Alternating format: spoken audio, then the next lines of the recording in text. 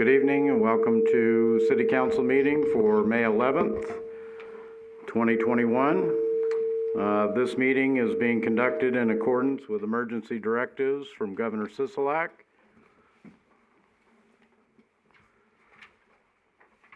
That requires limited in-person seating for this meeting. Public comment may have been provided prior to the meeting via email or voicemail. We will have call-in during our normal public comment periods during the meeting. Items listed on the agenda may be taken out of order. Two or more agenda items may be combined, and any item on the agenda may be removed or related discussion may be delayed at any time. I will call the meeting to order. We will begin with the invocation. We have Minister Andre Haynes here. Thank you, sir.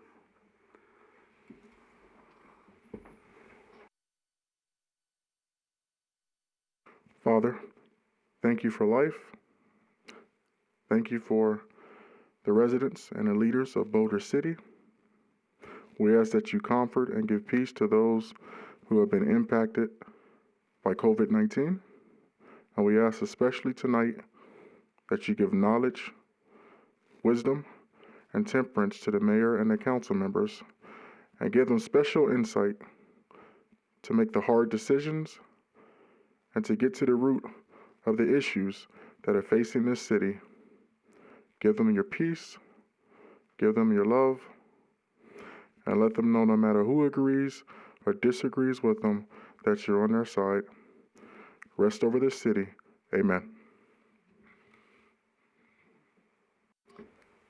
Thank you, Minister Haynes. We will now have the Pledge of Allegiance.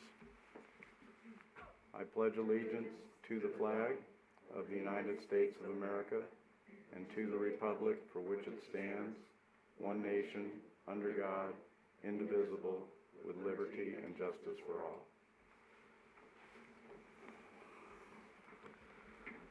Again, Minister Haynes, thank you for your words this evening. That brings us to our initial public comment period. Public comment during this period must be related to an item on the agenda.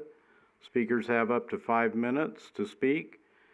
As always, we ask that you be civil and concise in your comments. Is there anyone here in chambers that wishes to speak during the initial public comment period? All right, we will take calls to 702-589-9629.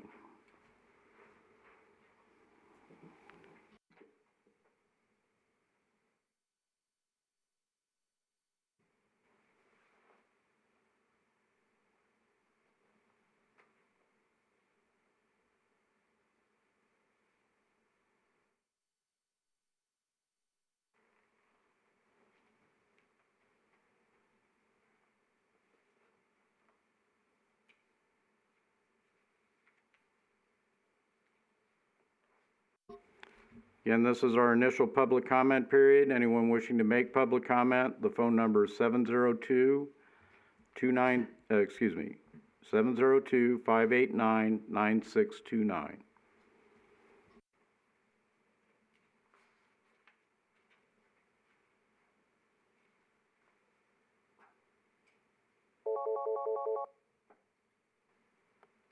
Public comment. Yes, I'd like to make public comment, please. Go ahead. All right. This is Judy D. Shane, and I'm calling to comment on item 4 that has to do with the airport and the refueling. I would like to see the council make some sort of arrangement or meet the owner of the FBO partway on refusing to allow him to keep the trucks he currently has. I have not heard of anybody saying his refuelers have caused a problem. It just seems when we got a new airport manager and when we got a new fire chief, all of a sudden he's banned from using the equipment he has been using down there. And I think the city should make some type of a arrangement to allow him to continue to use equipment he has purchased or leases. Thank you. Thank you. Again, this is our initial public comment period. Anyone wishing to speak, the phone number is 702-589-9629.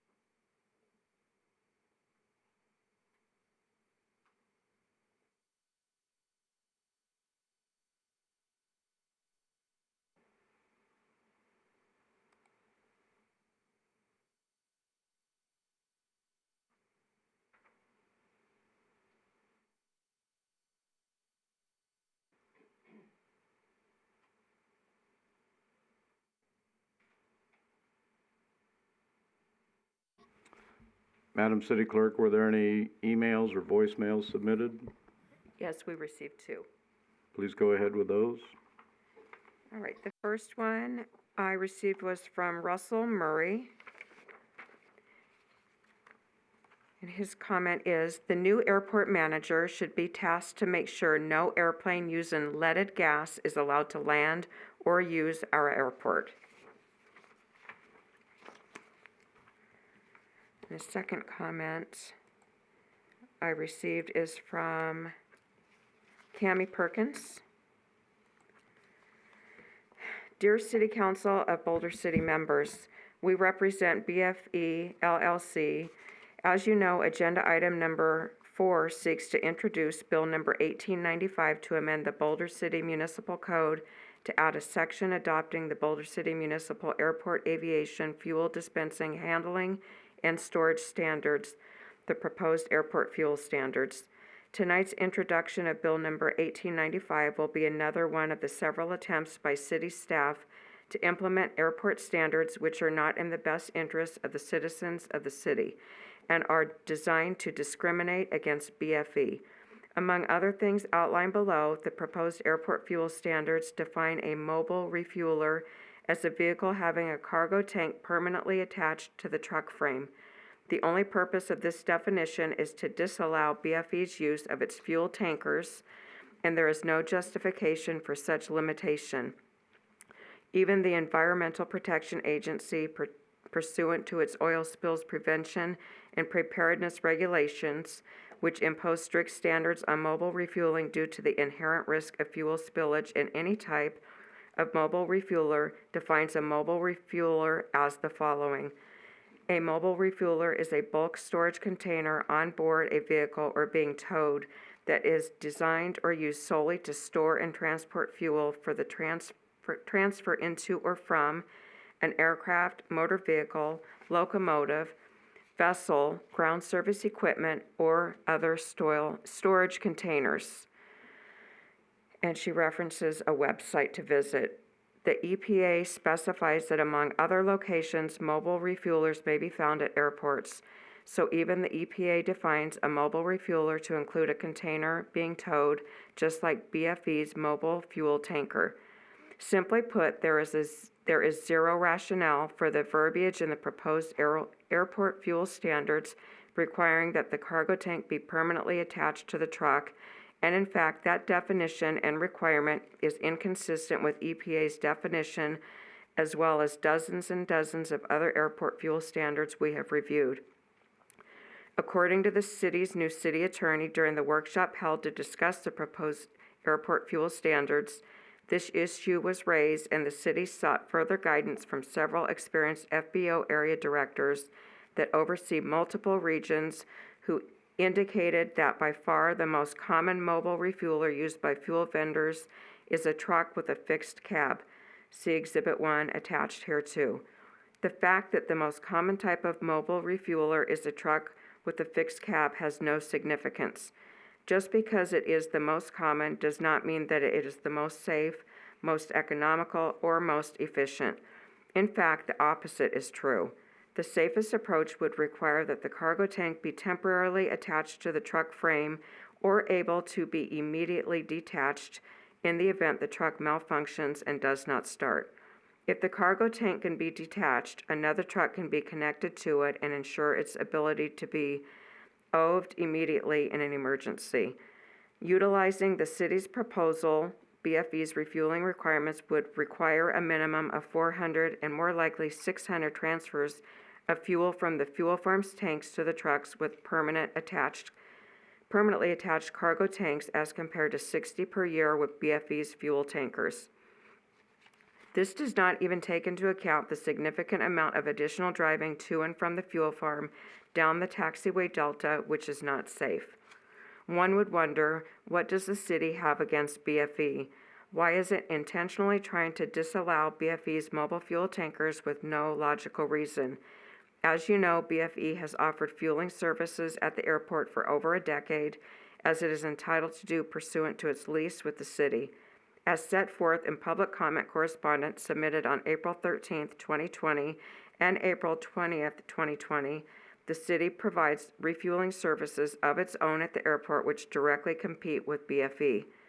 It is highly unusual and an unheard of scenario for a municipality to be in the business of providing fuel at its airport and competing with its own tenants.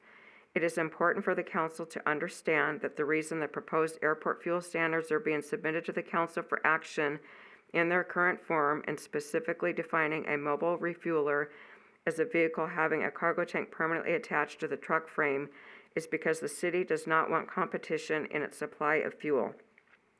The city's previous airport manager, Willie Williamson, specifically informed BFE that the city's former city attorney and city manager, both who were recently terminated, instructed him to make BFE's use of its fuel tankers illegal. And there's a lot more. I'll stop reading, but these will be included in the record. Thank you. Again, this is our initial public comment period. Anyone wishing to comment, the number is 702-589-9629.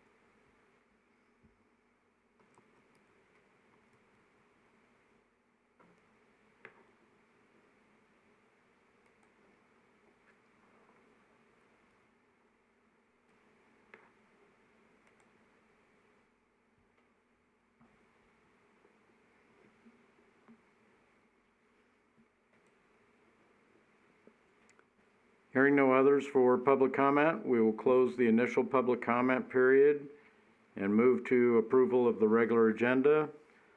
Any changes, Madam City Clerk? No changes. Madam City Attorney? Yes, Mayor, requesting to remove item 6. Thank you. Mr. City Manager? No further changes. Thank you. Council, any members wishing to make any changes to the regular agenda? Anyone wishing to make an offer a motion then for approval with the removal of item 6?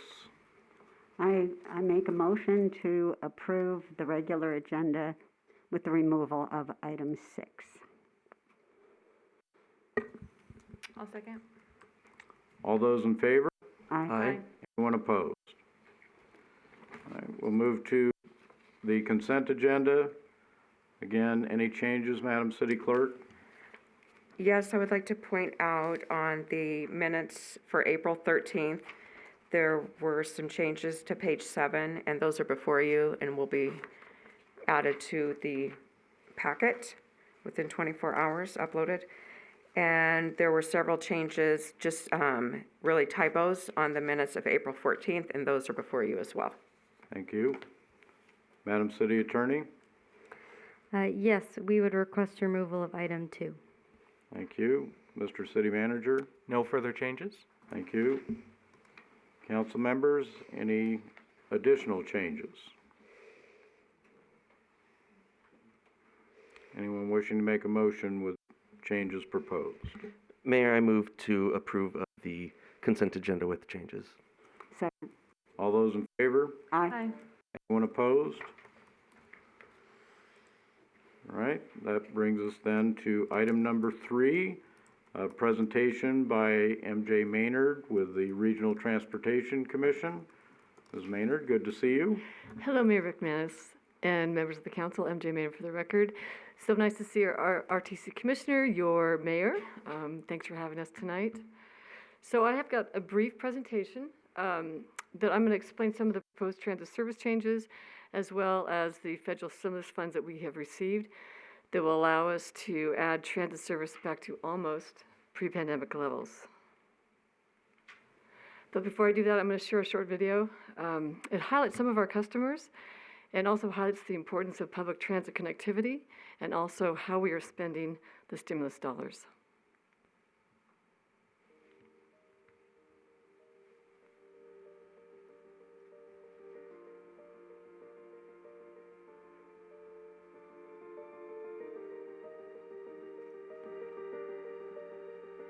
Hi, my name is Hoku, and this is my son Mateo. He is 16 months old, and we ride the bus often to get to work and daycare and the grocery store. I work a full-time job, so that's 8.5 hours there.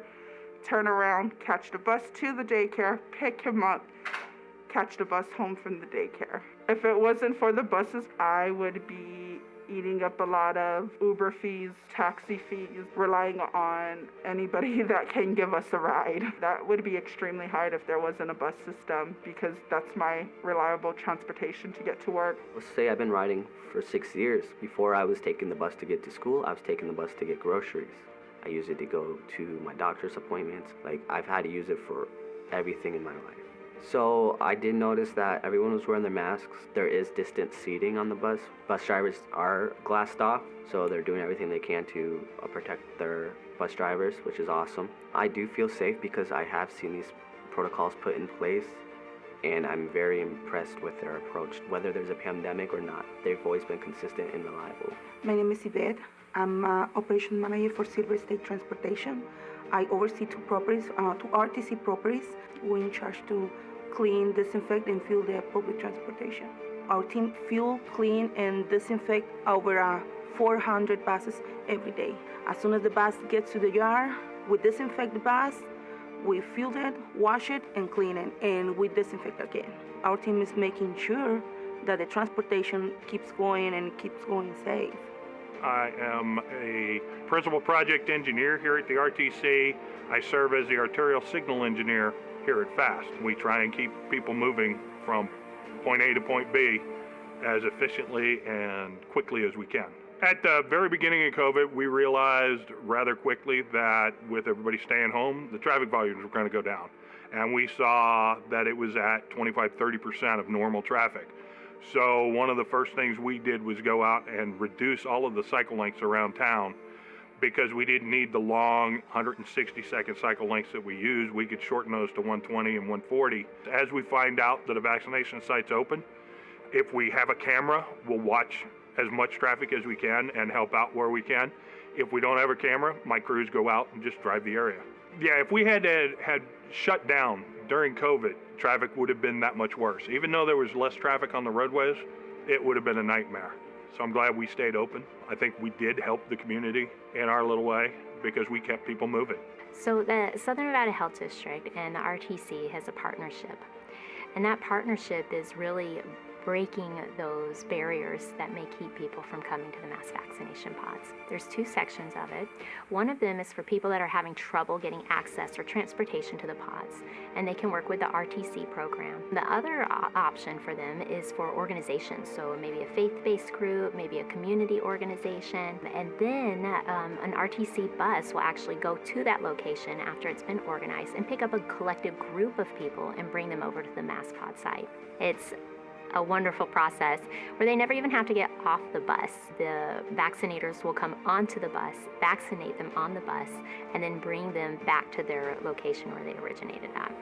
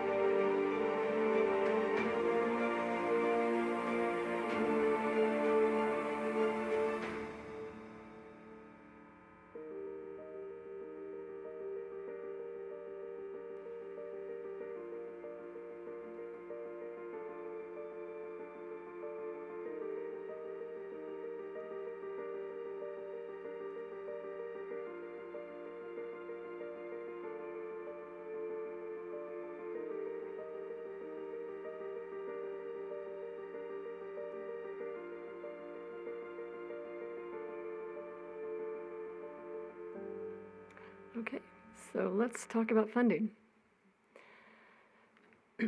So prior to the pandemic, the RTC was facing, our transit fund was facing a fiscal deficit, which was only exacerbated by the impacts of the pandemic. And the orange bars you see on the slide, those represent our deficit in the transit fund. So our actual deficit in 2020 was $30 million.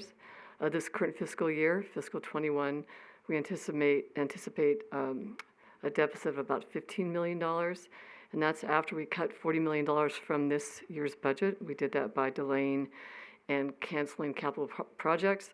We also, unfortunately, had to make a lot of drastic service cuts to our system in this past October. We had to lay off or furlough about 15% of our workforce, and then management and staff took pay cuts. So unfortunately, the deficit, as you can see on the slide, continues well into the future. But as you saw on the video, we were fortunate enough to receive $303 million worth of stimulus funding. And it's really important to understand that this stimulus funding is very prescriptive in how we can spend it and what we can spend it on. And so the intent of this funding is to ensure that we are bringing transit service levels back to pre-pandemic levels. Every transit agency in the United States has to follow that intent. We also must bring back employees that were furloughed or laid off, and we have 5 years to spend this funding. And so it certainly allows us to do that, and this is something that we're going to talk about. But as you can see on the slide, we face that fiscal deficit is still there. So this infusion of stimulus funding is certainly going to help us bring transit back. It's going to keep people employed, but we are going to have to identify a long-term sustainable transit funding source in order to address this ongoing funding deficit. So but Boulder City was obviously part of this conversation on what are we going to do? What are we going to do to bring service levels back to where they were potentially, and can we do it better? And so we thought three things in mind. We have to, with the federal stimulus that we're receiving, how do we balance that against our current transit deficit, and also meeting the needs of your community and the community of Las Vegas, Henderson, Clark County, North Las Vegas. We also want to make sure that we talk to your constituents, and we talk to constituents in Clark County regarding how do we spend this money and where should we put the service? What would you like to see? And so we did that by the comprehensive feedback that we received from our onboard plan. And then lastly, we want to make sure that whatever we do, that public transit is accessible to all, it's equitable to all, and that it provides that needed connectivity. Because in this next slide, you'll see that there are many areas of the valley, maybe you can't actually see that, only us transit nerds see it right here, but there are many areas of this valley where folks have not had transit service. And so this is a map of our proposed transit service area. And if you look closely, sort of the exterior of the transit service area itself, you'll see shaded areas, light green, pink, et cetera. That is where we're going to be adding service where there has never been service. Over 185,000 residents currently find themselves without access to public transit. 21,000 of those folks live at or below the poverty line. 18,000 seniors and 13,000 persons living with disabilities will now have access to transit where they've never had access. And so if you look in the southwest area, that's the green shaded area. As part of the proposed transit service changes, we're going to implement a microtransit service. It's on-demand, same-day service for paratransit customers and fixed route customers. And we're going to merge both the paratransit customer and the fixed route customer onto the same on-demand vehicle. If this pilot is successful, we'll look to implement it potentially in other areas of the valley. The lines that you see, we're going to be introducing 2 new routes, one in the southwest area, one up in the northwest area. And I'm going to have, I'll bring Francis up in a second so he can talk about what's happening here in Boulder City. The lines in the middle, that is, serves our urban core. We'll be adding frequency back to many routes. If you ask your constituents that do ride public transit, what is the one thing they want? They want frequency. They don't want to wait for a bus every hour, right? So that's something we'll be investing in the community as well. But we have our special guest. I invited Francis Julian is our Deputy CEO. He and his team oversee all of transit, and so he's going to provide all the detail about what's going to happen here in Boulder City. Thank you. Good afternoon, Mayor, Council members. Francis Julian for the record. So as MJ stated, it's actually really exciting. So we're restoring service almost to pre-pandemic level, where there's some routes that we're not bringing back. One that we actually are really excited about is bringing back the connectivity to Boulder City. So now Boulder City, as you can see on the map, is connected all the way to the southwest and with all the north-south routes of the RTC. So much more connectivity than ever before, even before the pandemic when we had the old Boulder Highway Express. Oh, yes, thank you, MJ. So access to all the warehouses in West Henderson as well, and part of that route will actually touch the microtransit. So customers that actually, residents of Boulder City will actually be able to take that route. If they work in those areas, they'll actually be able to take the microtransit to finish their journey to go to their jobs. And obviously this route connects to both Nevada State College and the CSN Henderson still, as it did in the past. And right now we're still in our public comment. It actually ends on May 31st, so we're always looking for new surveys. So if you can go on our website, rtcsnv.com, you'll see the service change. Please take the survey, or for all the listeners tonight, please take the survey. And once again, our goal is to get as many transit and non-transit rider to hear and for us to get educated. So the comments are always important. Last summer when we did the same public outreach, we actually ended up modifying quite a lot of the offerings that we did. So we actually do listen and interact. So with that, I'll be more than happy to take any kind of questions. Thank you. Any questions regarding these changes or the RTC in general? Councilmember Adams? Could you just briefly explain, just kind of for my sake, define, I was hearing paratransit, microtransit, are they the same thing? Or if you could just kind of define Yes. that. So, very good question. So paratransit obviously is our specialized service, which we're still offering and we always were. So the shaded area, the green shaded area in West Henderson in the southwest, where we'll call it microtransit. Microtransit is a form of a smaller transit. So it's a smaller vehicle and it's on demand. So it works a bit like an Uber or Lyft, but it's a shared ride. But what we're going to do is actually allow our paratransit customer to have that same advantage. So they'll be able to reserve their ride a day in advance like any paratransit customer, or up to half an hour before their ride departs. And any other fixed route customer will actually be able to go on those vehicles to access their nearest bus stops. So it's basically a bridge to bring you from your doorstep to your bus stop. And Councilman, just so you know, for a paratransit customer, They have to be certified to ride paratransit. They are either functionally or physically, cognitively challenged. And so as Francis mentioned, it's a specialized service. We also have a service for seniors and veterans and so we want to make sure that your constituents, that we hear what they need. I know many times when we've had to make transit cuts, it's had a negative impact on the service we provide here. And so we're really happy that we've been able to add back the service that was removed in October, but also enhance that. And if you ever need us to come out and talk to your constituents, we'd be more than happy to. Obviously, public transportation is incredibly important, especially out in the southern Nevada region where everything is so spread out, and for those individuals who don't have their own transportation. But of course, it's a little frustrating to see, and I'm sure you guys feel it, to see those deficits. Where is that coming from? Is it just a lack in funding or revenue generation, or is it just that these projects and what they demand is just so much that we just haven't found that balance in how to address that? So it's a combination of multiple things. When I talk about how we're facing a deficit pre-pandemic, it's certainly a loss in revenue, and a lot of that is attributed to revenue that we lost in and around the resort corridor when Uber and Lyft started operating. It's also a cost increase to operate the service per our contract annually. So we see an indexed type of cost increase every year. And then that we have the same level of public investment in public transit. We get 0.3%. It's been the same level of investment since 2002. Our population, we continue to grow. And so while areas of the Southwest and the Northwest and West Henderson, for example, continue to grow, the funding source has not. And so that's really that is the main reason why we are seeing those costs. And we have to manage obviously to our budget. And so when we've had a deficit, we've managed to that, and we've made internal cuts initially. You start at home, right? And then when we put off as best we can having to make reductions in transit service.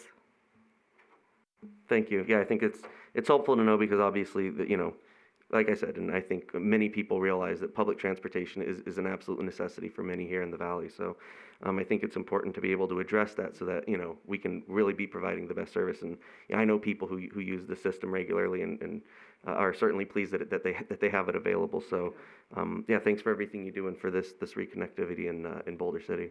Our pleasure, Councilman. Yep. And again, if you ever need to talk to your constituents, we'd be more than happy to help. Anyone else?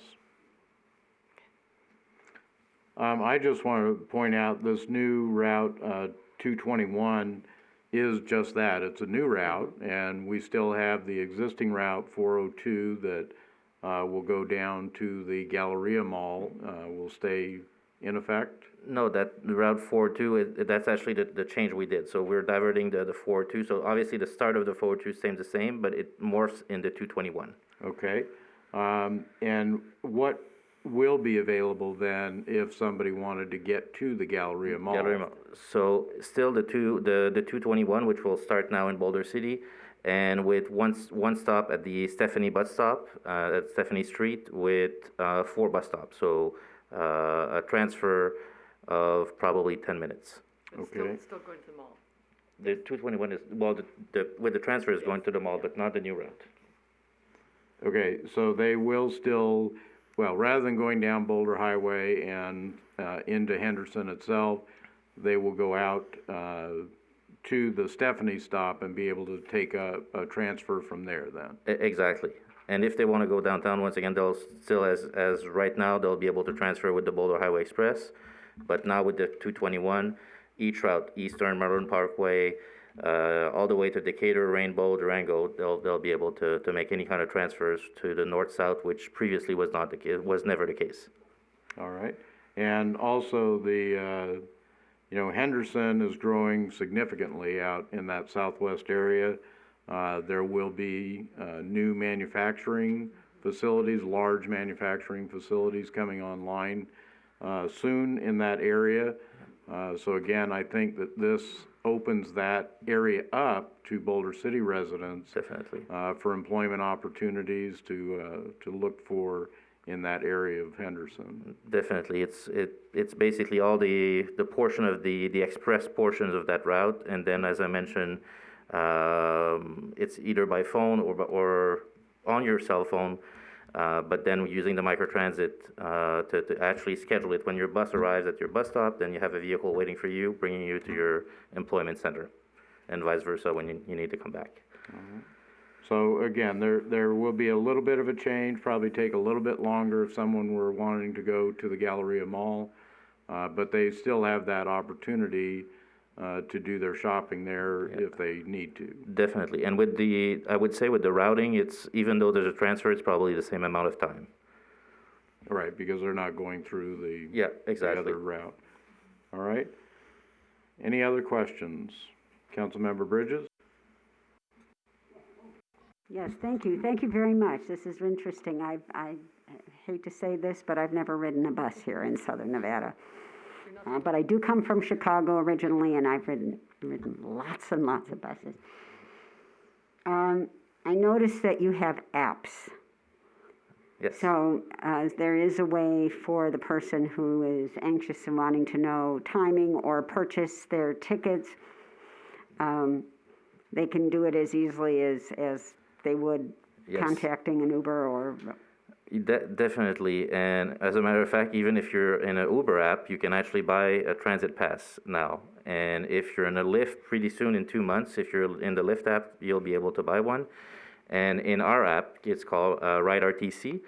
It's actually a wayfinding, so it actually tells you exactly if you need to walk. Your phone is actually going to tell you the left and right to bring you to the bus stop, tell you exactly what bus to take, and upon arrival will actually give you wayfinding as well to find your way to your final destination if you need to walk. And tell me about the fact that it tells you how many folks are on the bus. Oh yes, and we're one of the first agencies, because of COVID, we actually have the capacity indicator. So when you're on the app, you'll see how full or not full the bus is. So if you're not comfortable during the pandemic to be inside a full bus, you can wait for the next bus to come to see if there's less people in it. I think I'm going to have to take a field trip. Good. We're more than happy. Thank you. I think I would like to point out as well that there was never really an easy way to take the bus from Boulder City to get to the airport. That turned out to be a very circuitous route. This simplifies that quite a bit. Very much so. With the connection with Maryland Parkway, it's actually one transfer away. All right. Any other questions? Councilmember Hoskins? Yes, thank you, and thank you for what you do. When you have the special buses for special needs, let's say, do those drivers have to be trained in order to handle those individuals? Oh, definitely. So both for the special ed service, there's heavy training, there's drug testing, because they're mandated by the federal, the FDA, which is a federal entity. But the same applies for the fixed route, for the bigger bus. So for the specialized service, the training is about 9 weeks for a bus driver. People never imagined this, but it's a 9-week training period. And for a fixed route, so for the bigger bus, it's 8 weeks. It's 8 weeks of training, from de-escalation, empathy, knowing how to properly tie a wheelchair, how to deal with persons with cognitive issues, so on and so forth. Thank you. Councilmember Folda? Thank you. I just wanted to make a comment on how well that you get information out there, with their surveys and things like that. I'm always getting those in my inbox, and the mayor updates us as well. Angela Castro is our chief. But we see those and we share them and we get those out there, and you give incentives for those surveys too. Win this, you can get a gift card for doing this, and I mean that's really important to know where people need to go and to make the routes accordingly. Because it doesn't do any good to have a route that's empty, right? So I just want to congratulate on that. Good job of getting that information to us, that we can get out to other people. So thank you, Councilwoman, and thank you. She is tenacious, and so yes, we take that seriously. We don't want to be that agency that makes decisions in our own little bubble. So it's really important that we hear from the community. It's their taxpayer dollars, it's their service. We want to know what is the most meaningful for them. Thank you. And I would just add to that, I know that you actually have RTC employees that will ride these bus routes, interview passengers, what they like, dislike, changes they might want to see. So it is a very good way of finding your customers rather than just depending on hearing from the complaints or whatever it may be. And we need to keep in mind that transporting people to and from Boulder City is more expensive than most other routes. So very much appreciate the service that's provided here.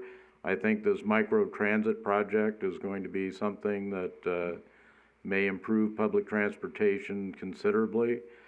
And I remember a year ago sitting and listening to the very bad news about the budget.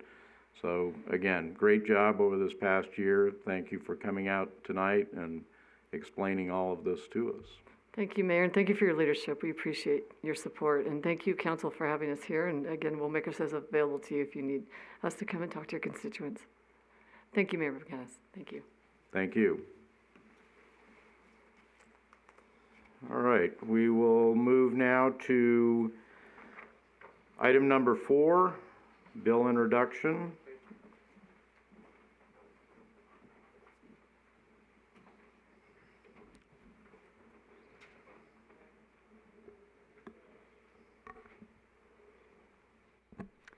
Shall I? No, but does anybody want to introduce it? Yes. Anyone wishing to introduce the bill? No. Councilmember Bridges? Okay, I know I'm going to stumble over the wording, but I would like to move to, is it a motion or just introduce bill number 1895? Waive the reading by title only. That's it. Bill number 1895, an ordinance of the City of Boulder City, Nevada to amend Boulder City Municipal Code, Title 9, Public Ways and Property, Chapter 4, Municipal Airport, to add a new section adopting the Boulder City Municipal Airport Aviation Fuel Dispensing, Handling, and Storage Standards. Bill number 1895 will be considered at the June 8th, 2021 regular City Council meeting. Thank you. Move to item number 5 then, bill introductions. We have 3 introductions. Councilmember Folda? Thank you, Mayor. I move to introduce bill number 1896 with the reading title only.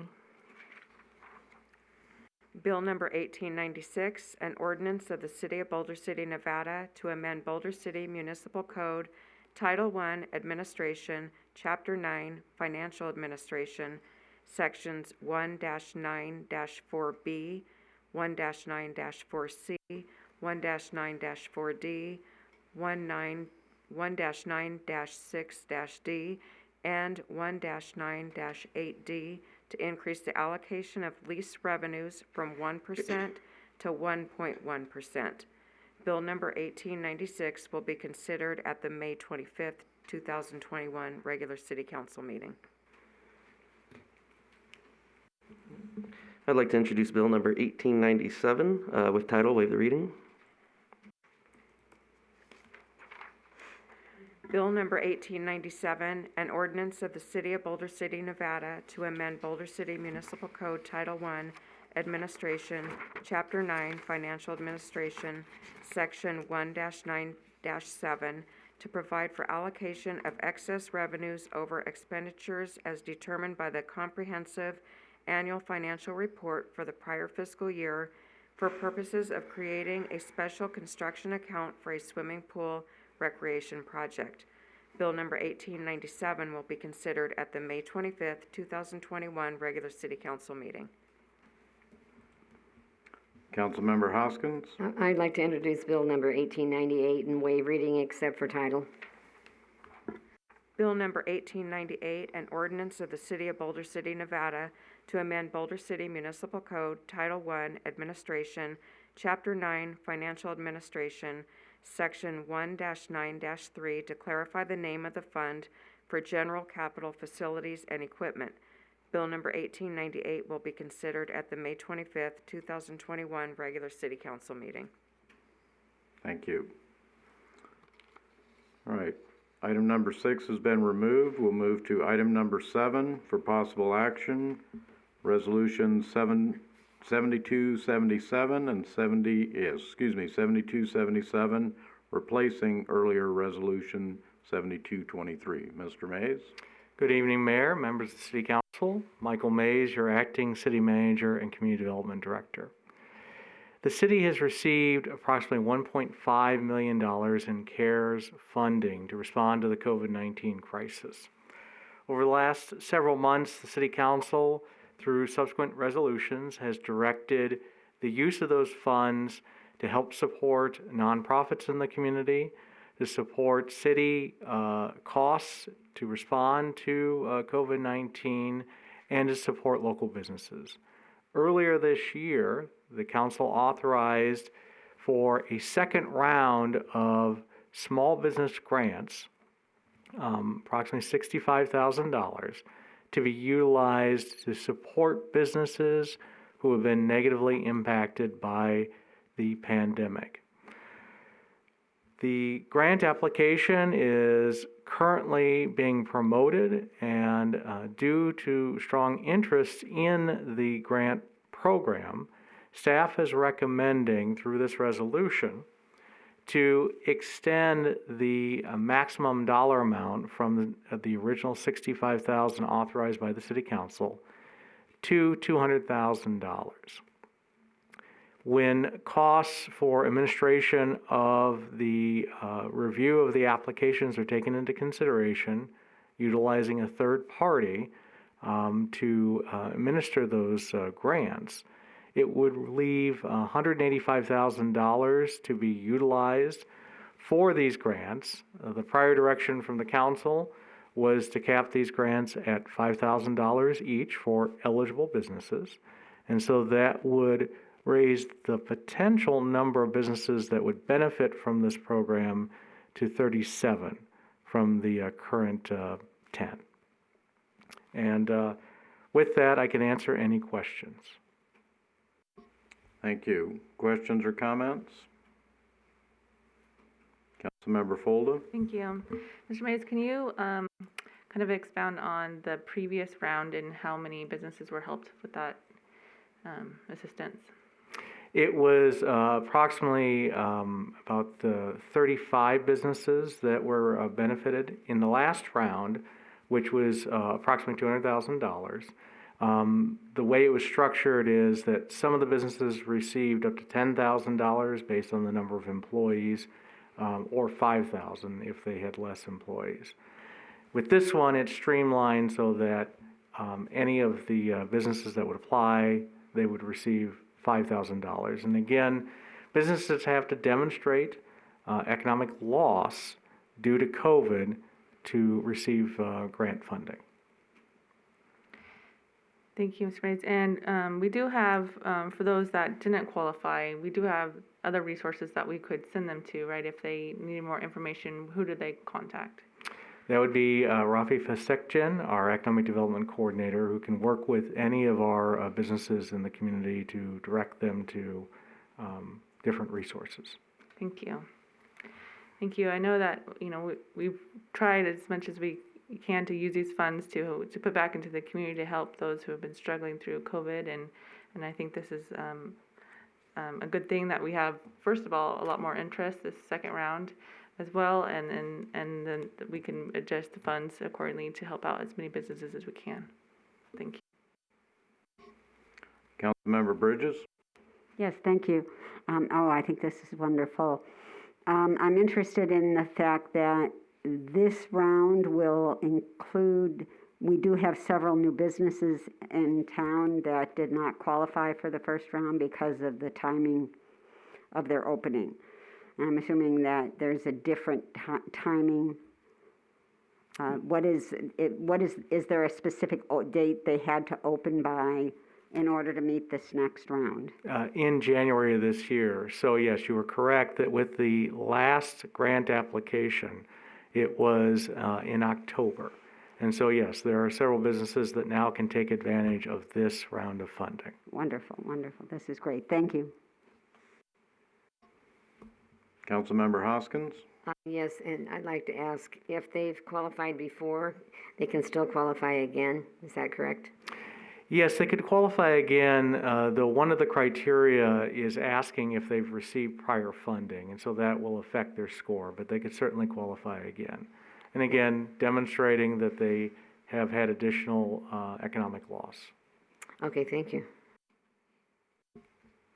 Councilmember Adams? Yes, just to go further on that. So essentially, we are prioritizing those who have received no funding at this point, and then once we have essentially, distributed funds to those, others who may qualify, who may have received funding, then could also qualify. That's essentially how we're prioritizing it, correct? That's with the scoring to give additional points to those who have not received funds previously, yes.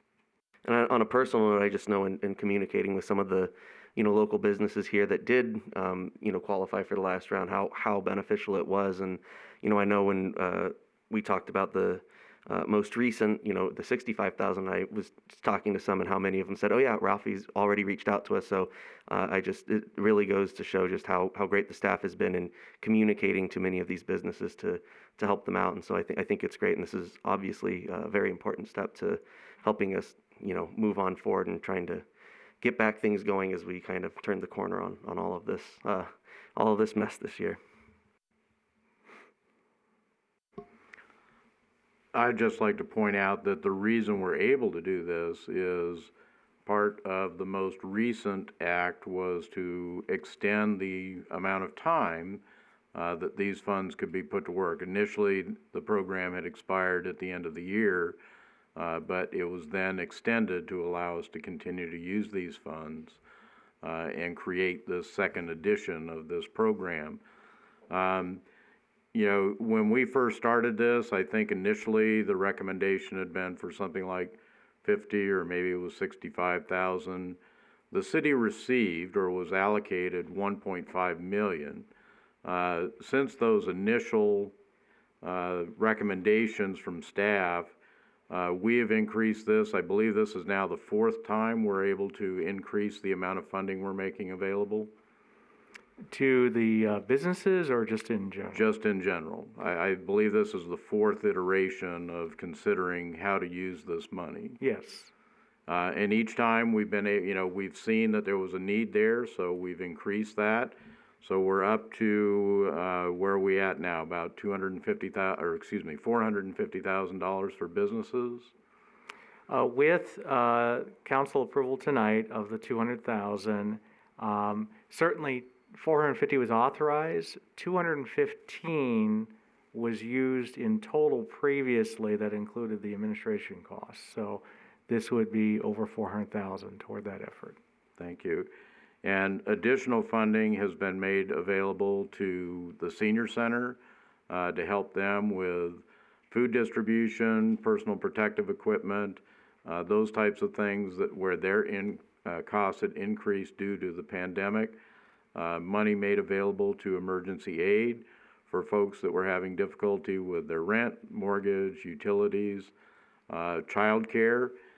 All of those costs, we've tried to use the money that was made available as best we possibly could, and each time it appeared that things might be running low, we directed more money to go to those efforts.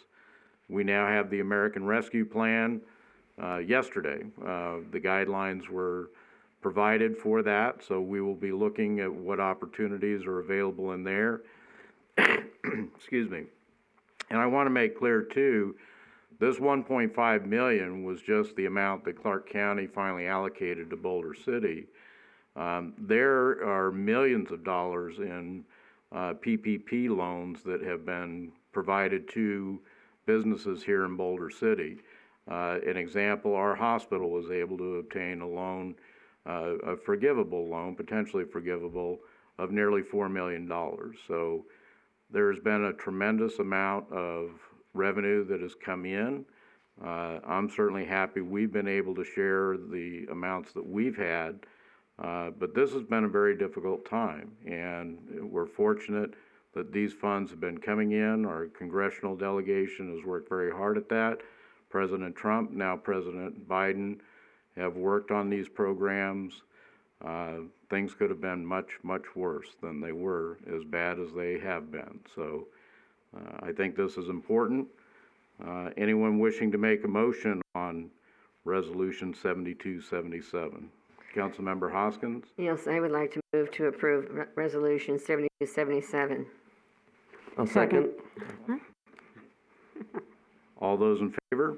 Aye. Anyone opposed? Thank you, Mr. Mays. Move to item number 8, Resolution 7278, regarding rules of procedure. Madam City Clerk, did you want to make the introduction on this?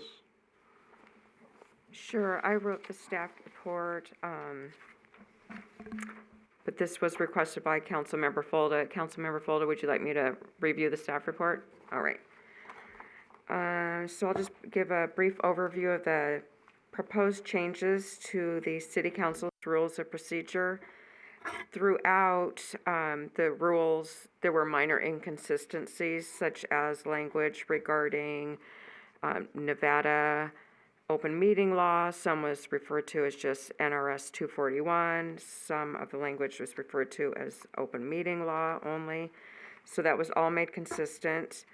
Section 3.1, up for discussion, is an earlier meeting time. Section 3.2, special meetings should not include as provided for in the Boulder City Charter. Section 3.3, adjourned sessions, was removed in its entirety to comply with the open meeting law. A new section 3.3 is proposed to be added for emergency meetings. This would be added to align with the language included in the Boulder City Charter. Section 3.8, agenda items, there was outdated information removed. Another item in section 3.8 is to add a provision for submission of agenda items after the 19-day before a council meeting deadline. Section 3.9, agenda packets, remove language that the packets are available at Boulder City Library for public inspection. They haven't been at the Boulder City Library in some time, but they're still available for inspection in the city clerk's office and always available online on our website. 4.1, chairman and duties, just correcting the title from assistant mayor to mayor pro tem. And section 4.3, chairman and duties, include plural language for the word items for more clarity. And the only other thing I have to offer on that, that I provided to council regarding meeting times, just for your consideration for evaluating, is staff looked at start times of other surrounding city council meetings, which range anywhere from 9 a.m. to 5 p.m. And I provided a whole list even outside of our local area, just a couple other cities throughout Nevada.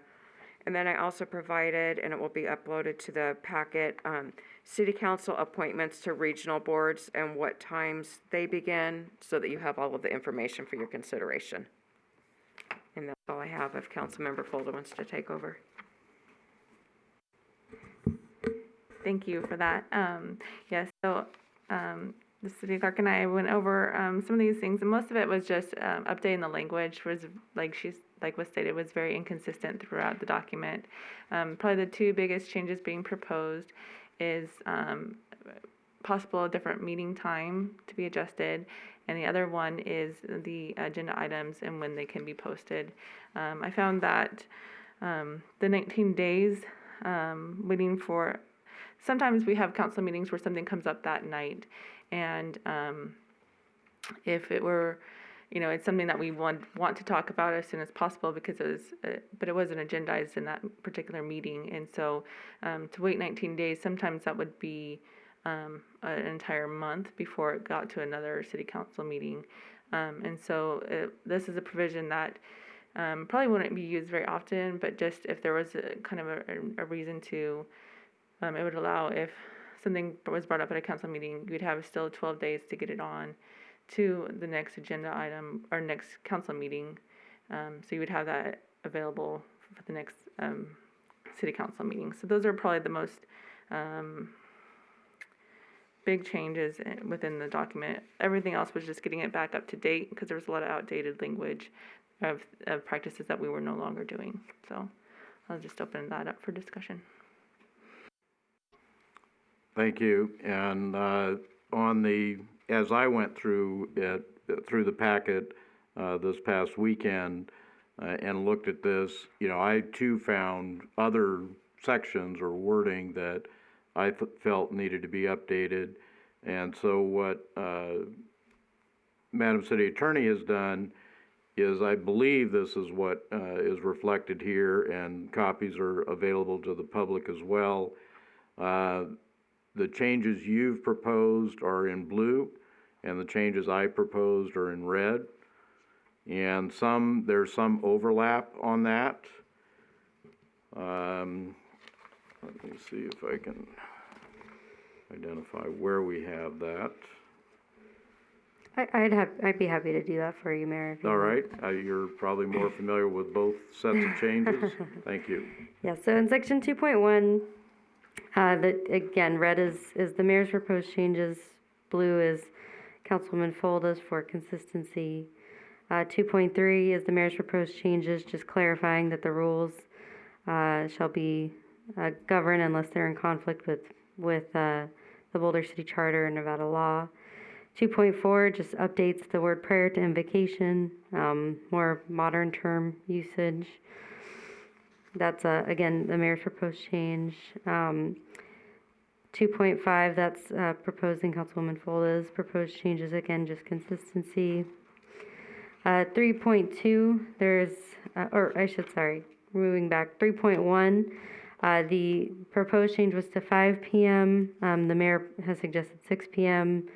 I definitely recommend a robust discussion just on that item alone. Section 3.2, there's significant overlap, and the mayor just proposed essentially new language, so that's entirely replaced for special meetings. Emergency meetings, those are Councilwoman Folda's changes. Section 3.4, this is a combination, the red is proposed by the mayor just to clarify when work sessions can be scheduled, or workshops, excuse me. And then consistency changes proposed by Councilwoman Folda. Section 3.5 is Councilwoman Folda's proposed changes. Section 3.7, this just makes it clear that when discussing order of business, the City Council during the meeting can adjust the order of the agenda if necessary. That's the mayor's proposed changes.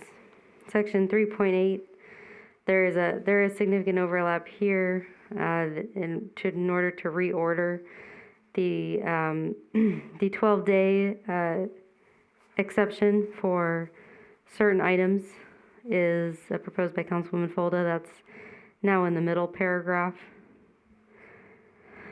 In addition, the mayor has some additional proposed changes about who can submit agenda items, including members of council, appointed officers, as well as chairpersons of various commissions and committees that are appointed by council, and or a majority of those members can also add items under these new rules. And then just clarifying when supporting materials must be submitted, and when issues of an emergency nature should be addressed in a special or emergency meeting. Section 3.9, this is just the clarification that these packets are no longer held by the Boulder City Library. That's suggested by Councilwoman Folda. Section 4.1, just again, clarifying consistency language proposed by Councilwoman Folda. Section 4.3, just more clarification proposed by Councilwoman Folda, and then Section 4.5 is proposed to be struck by the mayor as being redundant. It's already been addressed in an earlier section. And Section 5.1 just clarifies that these rules govern unless there's or it may be suspended unless there's a other applicable law that prohibits that.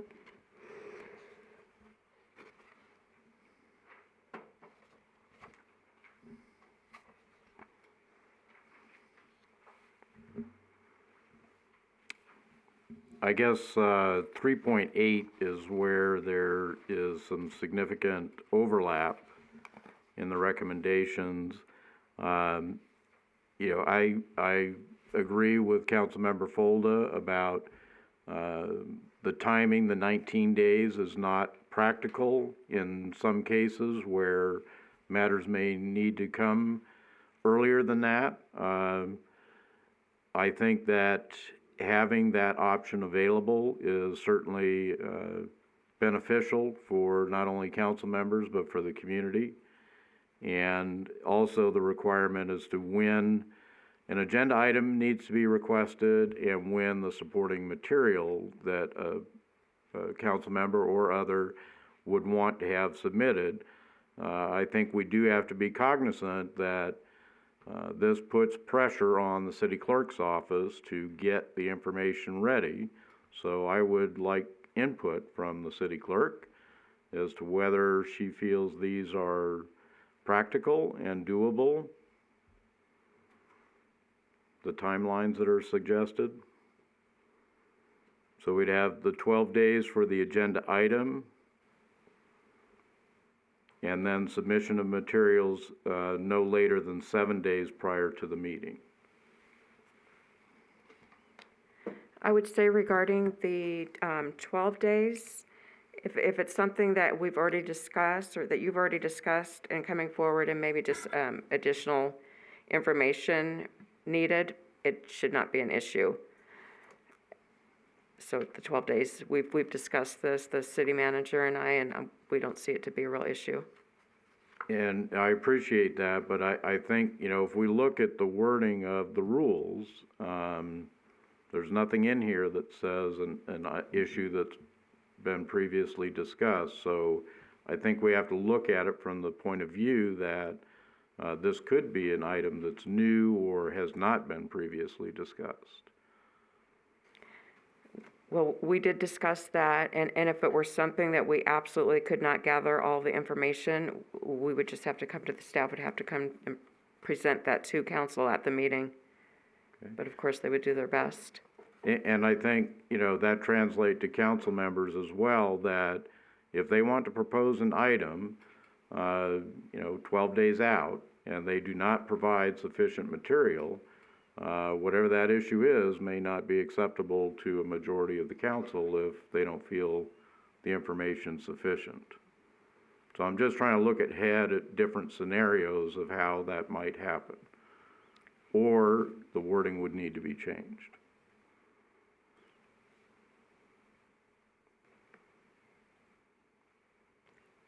You know, my position is that the 12 days, if a council member or an appointed official or one of the committees wants to do something and they're not prepared, that's going to be reflected in the discussion of that item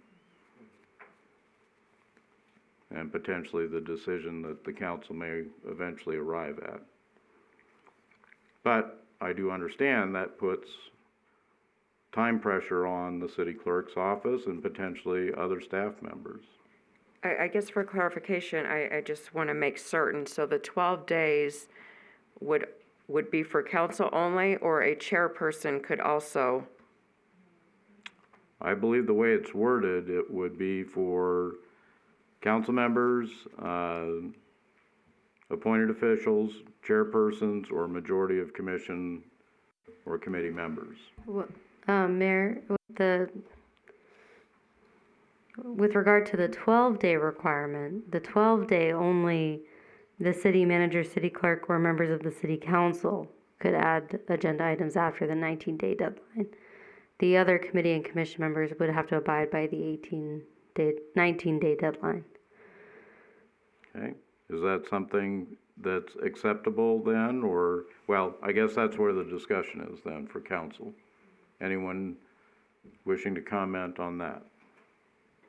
Councilmember Adams? No, I think it is a good move because there have been how many times where we're discussing something and we need to, further discuss it, but because of the way it works out that, it gets pushed back, you can't do it at the next meeting, so we have to do it at the following meeting, and then that starts to raise conflicts in trying to accomplish some of these things. And, I know myself with the, few items I've brought forward, it's almost always been wanting to make sure that I've taken enough time to make sure that it's prepared and ready. So, I imagine that anytime an item is, meeting within this, before the 12, in between the 19 and 12 days, should be of some importance and should have been well prepared. So, obviously anybody can, the way it's written, anybody could present it, but I think, we have a council for a reason so that we can deliberate about their, the validity of it, and if it's not well prepared, then it's not well prepared. Councilmember Folda, is that, sort of go along with what you had proposed? Yes. Yeah, so really, I think it would be more the exception than the rule. Obviously, that's a very short amount of time to prepare materials and get something really of substance accomplished. So it'd be more the exception that it was like expounded on of a previous item. Most commonly, I think, is what we would run into. Certainly, if it was something, like the mayor said, if it was something that was a brand new item, that falls on the council member. You can, it's not, if it's something that requires a ton of work on staff, it's not reasonable for them. You're going to get what you get. They're going to do their best efforts. But if you try to push something too big, too fast, it might show on your presentation. So definitely, I think for the most part, council does the 19 days. This is just like kind of, I think, would be more rare for the 12 days to happen, but it would be an option if there's something, because it does, sometimes we have had conversations that do run into the timeline for staff and for their projects that they're doing, and to push it back almost an entire month, kind of interrupts their schedule sometimes as well. So it would be more the exception, I think, than the rule. And I did have a question about the 19 days changes on the first paragraph of 3.8. It's been expanded upon to allow for the majority of commissions and committee members to add an item onto the agenda, and I just wanted to know if that was in line with their rules and regulations, that's something they could do. I'd have to review their rules and regulations to see if there's anything conflicting that would not allow that. And when I was doing this, I did not have an opportunity to go back and look, so I can't give you an answer on that either, as to what I have submitted here, how that fits in with the rules and bylaws of the various committees and commissions. Yeah, I'm not familiar. I know some of them had the chair could submit the items, but I'm not sure about the other members in the majority. So that was my only question on that one. And my reasoning for including it in this, I would almost be willing to change it to just a majority of the committee, vote by the majority of a committee. The concern always is, if a chairperson says, well, I'm not going to request the item. So the idea is to let those committees and commissions have the same type of process that we have, where a majority gets to decide what the action is. Right. And then my other question would be, is this we have a date to submit supporting materials, and I'm not sure, is this the same, does this fall in line with 7 days? Or is it longer than that when supporting material is due? No, if it says 7 days prior to the meeting, that's our internal deadline as well. Ours happens to be noon, 7 days prior to the meeting. Okay. So is that a conflict for staff, or is that kind of in line? Sort of in line. The date at least is in line 7 days. It was just that there's a time difference, correct? I would only offer that if there weren't a time specific like staff has, it could just delay the packet being sent out to council and to the public. Okay. And again, I wasn't aware of the internal rule, but I chose 6 PM because that's the end of the day for normal business day for staff.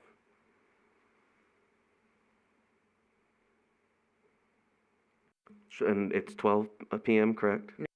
It is. It's noon, and then that allows us an opportunity to actually get the packet together, print, and try to review and make any changes that need to be changed.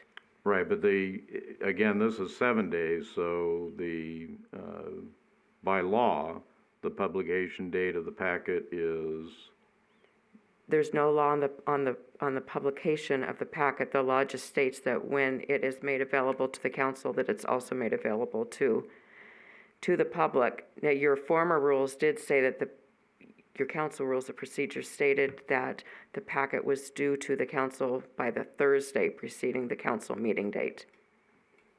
okay? I would be comfortable with a noon as opposed to the 6 p.m. Myself. Just, for me, it's helpful to get the packets on time as opposed to, when the later and later they get pushed back is the less and less time we have to review. That's myself personally, but we're here to discuss. I have no problem. I mean, we could make it 10 days before if we need to, but, if the idea is to get these things in, but noon, again, if that's the rule, that's the rule.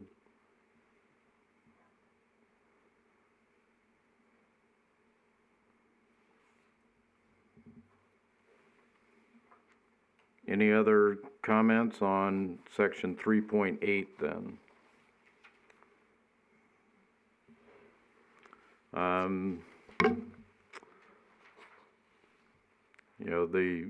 Under general rules, section 2, most of that, again, I think is just cleanup. Anyone have any items they want to discuss in section 2? That'd be 2.1 through 2.5. Councilmember Hoskins? Yeah, I don't know if acting city attorney mentioned the 2.1 when you were giving the different. Yeah, 2.1 is just clarifying that the official meetings of council include without limitation regular special emergency meetings and workshops. Thank you.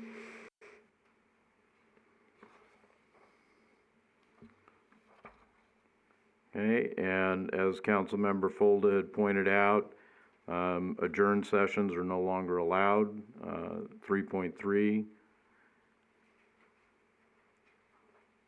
emergency meetings the change there is, it brings it into accordance with the city charter. 3.4,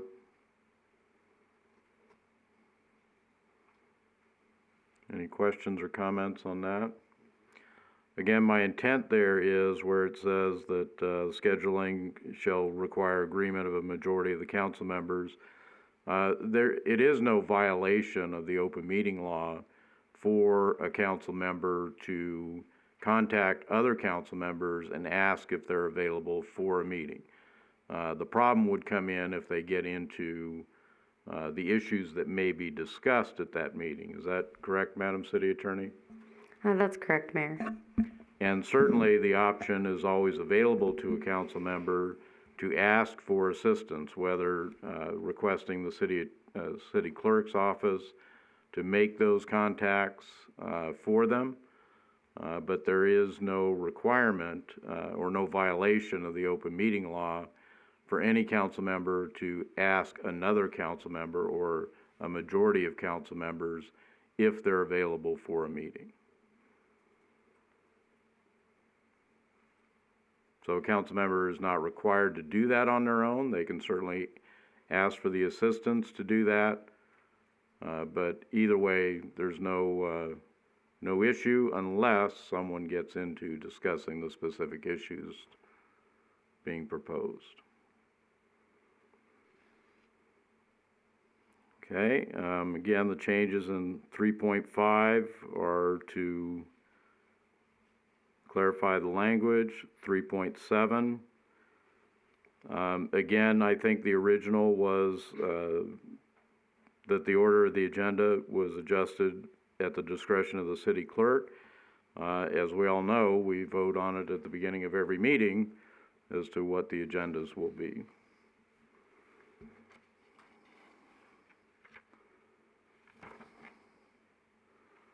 We discussed 3.8.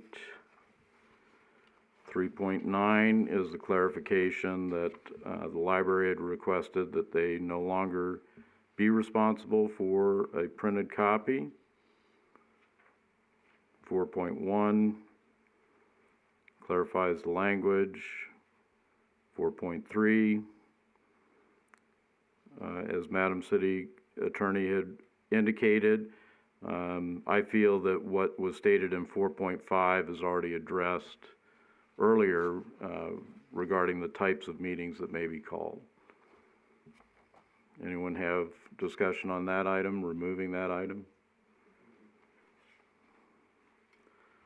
5.1 is also a clarification, and that is all. So I guess one thing we're not certain of is regarding the language for a majority of committee members or commissions to be able to request an agenda item. Well, their bylaws will govern them, so I would recommend just leaving the language as is, allowing either or. And if the bylaws allow it, they can amend their own bylaws if that's necessary.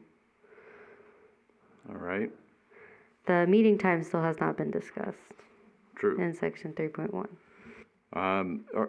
Are we okay, though, before we get to that, on the changes proposed by Councilmember Folda to have a 12-day requirement for submission of agenda items, and then change the 6 p.m. to noon, 7 days prior for the submission of materials?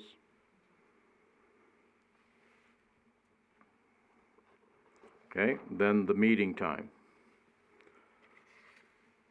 Discussion on the time of our meetings. Councilmember Bridges? Yeah, the only issue appears to be, and currently it's me, and at some point it could be somebody else. There is a commission that meets on the fourth Tuesday.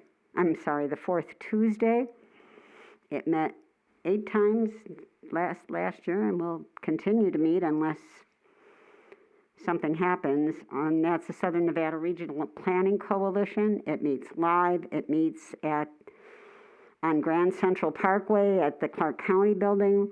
It starts at 4. There have been meetings that have gone on till after 5:15. During rush hour traffic, it's very difficult to get back to Boulder City and into a meeting here by 6 o'clock. I could see 6:30, but I think 6 o'clock is putting an unnecessary burden on whoever. It's the only commission or committee that meets in the afternoon that I know of. I mean, I looked up all the others, but it does meet on the 4th Tuesday of every month.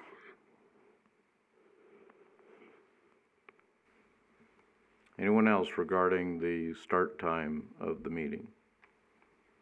I guess I would just for my personal information, Member Bridges, with regards to, and just looking at these, what are some of the other, because I see, like City of Henderson, I think meets at 5 p.m. I think I saw. What are some of those other entities doing, those members who, I don't know if Mesquite's on that board or not, but, I do see that some of these other members have meeting times that are earlier, and so I'm just curious what that. I think they don't happen to meet on that 4th Tuesday is Gotcha. the difference.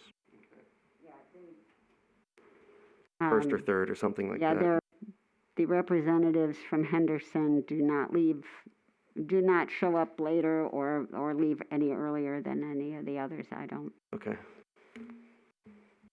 I only asked just because I know on the Board of Health there are times when meetings will start to conflict as our meetings start to end, where other members will, excuse themselves early, which is unfortunate in some circumstances, but generally waited for the informational items that can be received at later times. So I was just curious, and because I'm not opposed to earlier, but I also want to make sure that we are represented on the boards that we are appointed to.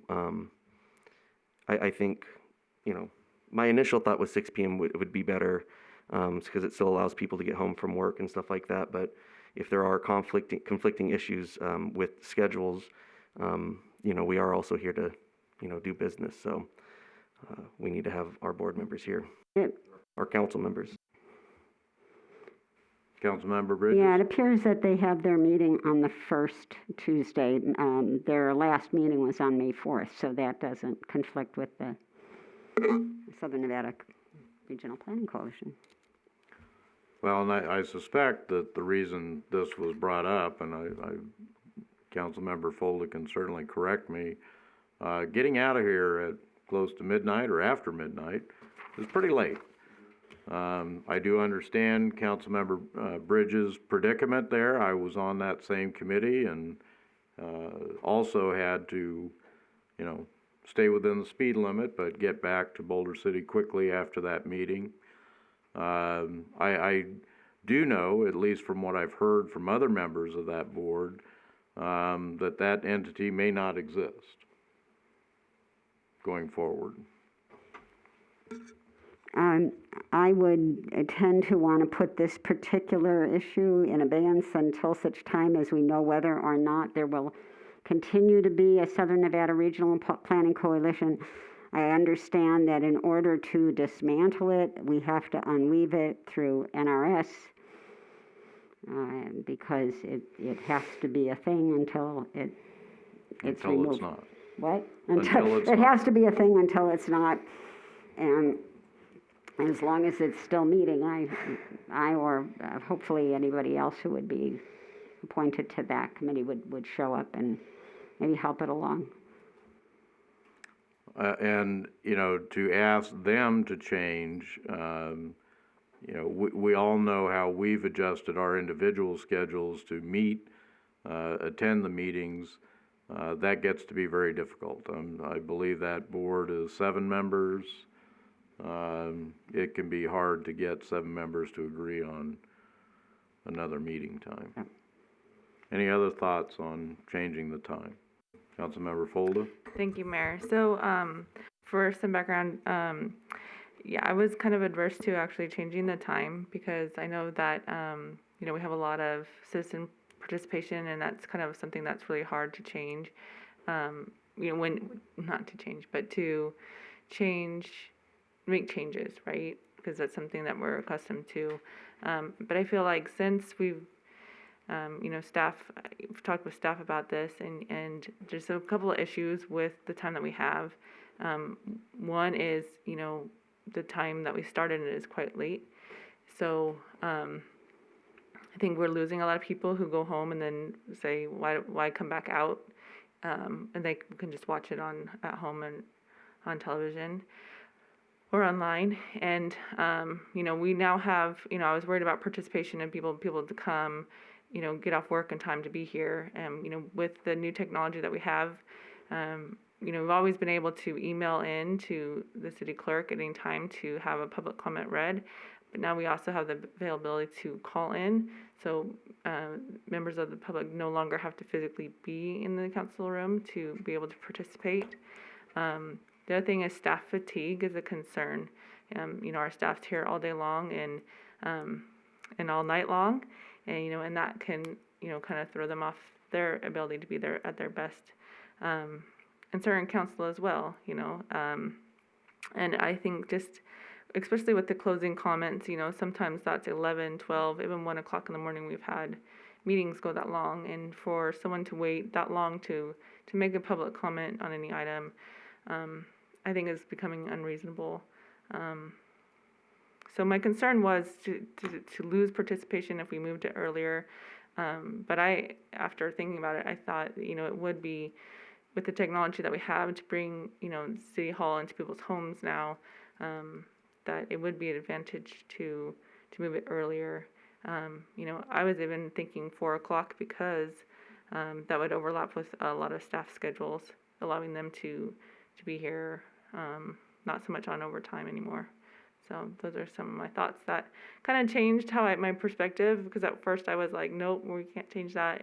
We'd be really averse to, I've heard a lot of people are like, nope, don't change that.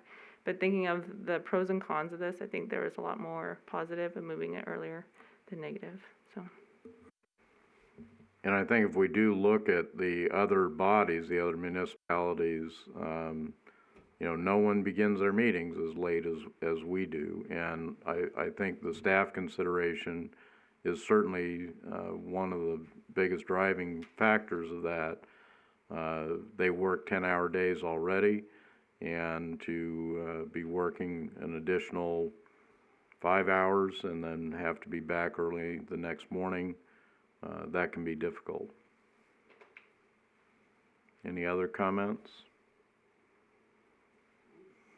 Councilmember Bridges? Yeah, I did have one other, and I do think that it's important that we maintain a schedule that a member of council in Boulder City can attend that meeting as long as they exist. My other interest was the fact that in terms of people willing to serve on city council, if somebody has a quote-unquote normal job, 9 to 5,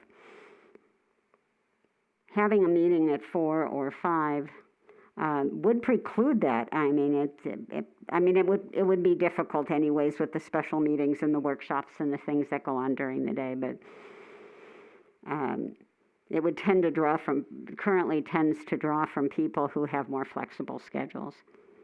But to me, the biggest deal is, I personally think for the time being that we keep it the way it is until we know what the future of the SNRPC is, and then revisit this at that time. If it looks like they're going to continue, or whether they're going to meet their demise. Thank you. Anyone else? Councilmember Adams? Yeah, I guess I'm torn on both sides, right? Because I do think that a earlier meeting time would be of benefit for the staff. I do think it also, for the public, especially considering all the advances we have made in other ways for people to participate and attend and view. I know, had this been 2 years ago, I might not have been able to attend the council meetings regularly. But there, like I said, a lot of the availability and tools that we have now just simply weren't available then. On the other hand, of course, there is a board meeting that a member of the council here sits on that, should be attended. I know the mayor pointed out that it can be difficult to adjust times and to find all that. I did, and in speaking with a member from Mesquite on the Board of Health, we actually ended up adjusting the time by 30 minutes. It wasn't anything huge. But it just better schedule worked out with everybody. And there was some discussion about it, but it did work out. So, I don't want to put us at a disadvantage of not having representation on a board that we should.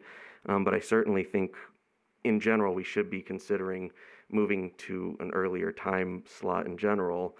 Do we have to do it right now? We've been doing 7 o'clock for, quite some time. But I think regardless, it should be the direction that we start considering heading in. Councilmember Fulda? Thank you, Mayor. I would propose moving it to 6 o'clock for now, and then, depending on the board and which direction that goes, to propose in a later time to moving it to a 4 o'clock time. I think that schedule will be beneficial for everyone. We meet 22 times a year, and Councilmember Bridges said it met 8 times, so, there wouldn't be, it's an hour earlier, and it would be hard, but if there was a time that she, her meeting went long, we do have telecommunications that she could still continue to call into the meeting if needed, not physically be here. I think, putting our staff and our community all on pause for a meeting that may happen a couple times a year isn't as beneficial as bringing these meetings in so they're not meeting so late at night for our community. Councilmember Bridges? Yeah, I have a real problem with that. Speaking for myself on that commission, as opposed to anyone else who might end up on that commission, to be sitting in traffic, coming back to Boulder City and try to log on to a telephone and have the documentation necessary in front of that person or for me is really an unfair advantage. And yes, we are required. We're part of the coverage area. We are part of any interlocal agreement that needs to be signed. Boulder City is part of that. So I really feel strongly that, yes, it's only it's once a month. The meetings are once a month on the fourth Tuesday, and they start at 4 o'clock. And it's very difficult to get back here by 6 o'clock by the time we get out and get back into traffic into Boulder City. So I would see 6:30 might be more reasonable, but I think 6 o'clock is a very difficult time frame. Thank you. I think we always need to keep in mind too, the saying "present company excluded." This may be the only part-time council, or at least pay-wise, in Clark County. I'm not sure where Mesquite is at, but certainly there is a very foreseeable situation where members of council are going to have a job, or members of the community are not going to be able to consider running for city council. So I think that's a real aspect of this to keep in mind. Our positions, council members are paid $20,000 a year. Mayor position is $26,000 a year. That's not going to be possible for a lot of people who are still pursuing a career. So I think that's yet another factor to keep in mind. Who are you going to get to be able to serve in these positions if the meetings are moved earlier in the day? I think that removes a significant number of people who may consider such a position. Councilmember Folger? Yeah, I could consider that, but then I look at how many special meetings we've had during the day. I mean, this job takes a lot of flexibility no matter what. And, I think there's a lot of jobs that are more flexible than in the past. I drive through back and forth in Vegas several times a week, and it's not longer really the 5 o'clock traffic anymore. It's really the 3 o'clock traffic now. And so, I think people, not everyone has 9 to 5s anymore. That some jobs are more flexible in this time. But, I mean, it's not just this meeting. We have meetings throughout the weeks that are all sorts of times. And so, I mean, this job in general requires a lot of flexibility of someone. We did have 13 candidates in last election. So I don't know that we're having a lack of people willing to come out. But I understand what you're saying. We hadn't made a change at that right. time. So. But we do have meetings throughout the week. I mean, we have a special meeting tomorrow at, 9 a.m. So, there's a lot of flexibility we already are following with a scheduling time. So actually, our special meeting, I believe, is at noon tomorrow. Oh, noon and then 9 a.m. the following week. So, yeah, we're all over the place with our times. Well, and again, I think we need to keep in mind that, yes, this group of people has been very flexible on meeting times, especially during the pandemic, but that may not always be the case. So, any other questions or comments on the time? Councilmember Hoskins? Well, I think we're just kind of discussing 30 minutes right now, aren't we? I mean, is that the way you look at it? There's a 30-minute discrepancy between what we're thinking, 6 and 6:30, or? Well, actually, we've had times mentioned from 4 p.m. to making no change, so. Okay, well. Councilmember Bridges? Yeah, we do comment. We do have special meetings during the week, and they may be at 9 and they may be at 12. And if I look at the current demographic of our council, I could say that we are asked what time would work for us.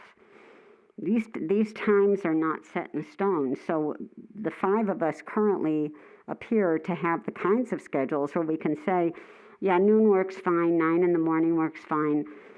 There may be a time when someone would say, I can't be here before 6 o'clock. Or I have to go in and I can be here at 8 in the morning, but that's it. So I think the time of our special meetings is typically a function of what time is good for all of us currently. Councilmember Adams? I'll just say at this time, since, you know, kind of to Councilwoman Hoskins' point of, you know, it was, you know, 6:30 maybe. I just think an even number is better for everybody. At this time, I think 7 is good. I think it would be better in general to start to look at earlier times if we can.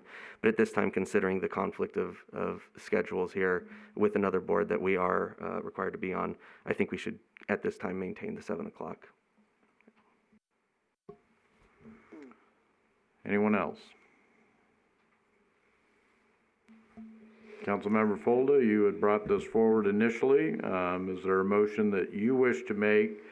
Again, I think we need to refer to what it is the motion is being based on. So we have the document that Madam City Attorney had prepared. We've discussed some changes to that document already. Anyone keeping score at home on that? I think the primary one was in section 3.8, materials due by noon, 7 days prior.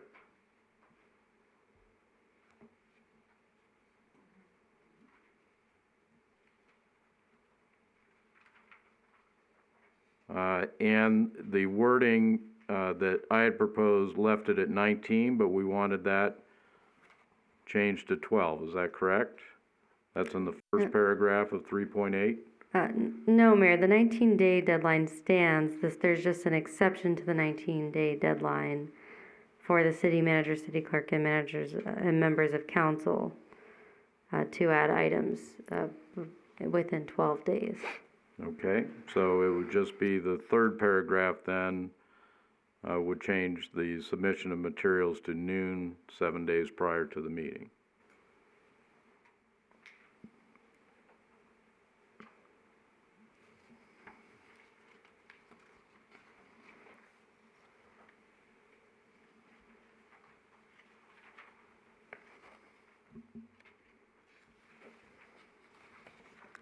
Seemed we had one other issue.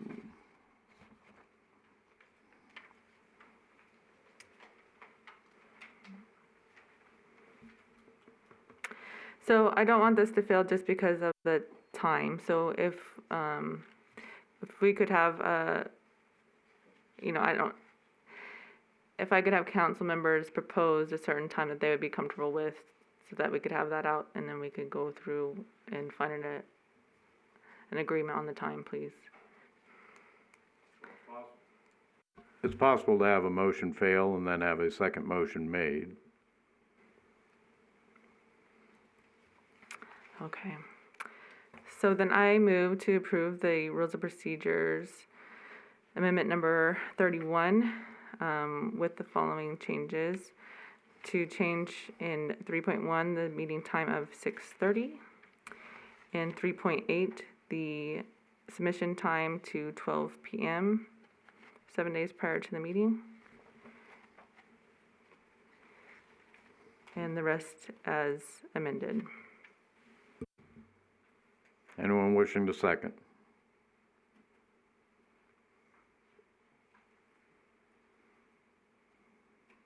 All right, anyone else wishing to make a motion on this item? Councilmember Bridges? Yes, Mayor, I would like to make a motion to accept resolution number 7278 with the following, as amended, with the following change of noon, 7 days prior, as opposed to 6 p.m. And leaving 3.1 as it stands. Well, Okay, but, all right, just that one change. at 7 p.m. Okay, 7 p.m. And changing materials submitted later than noon on number 3.8. And the other amended language?